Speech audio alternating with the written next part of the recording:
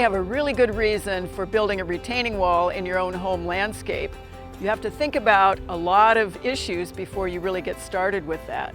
First off, what are you trying to accomplish? Are you leveling some soil, like our retaining wall here for our garden, so that it is easier to work in and flatter?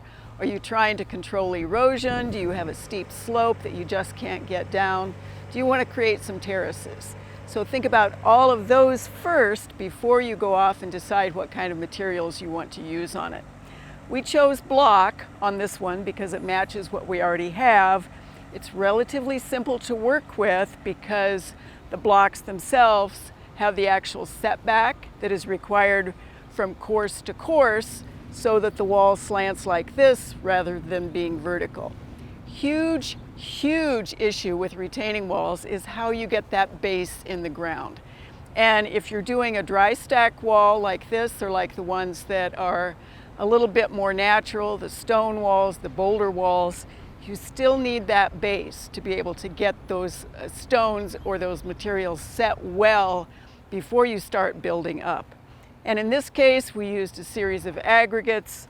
The block that is actually buried at the bottom is a different kind of block that is a little easier to work with, supports that wall above it. The other thing to really think about is how high are you going? Because by code, and certainly by safety, even if there wasn't a code, if you go high, then you really need an engineer.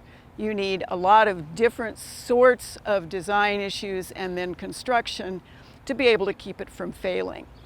Another one is the drainage behind the wall.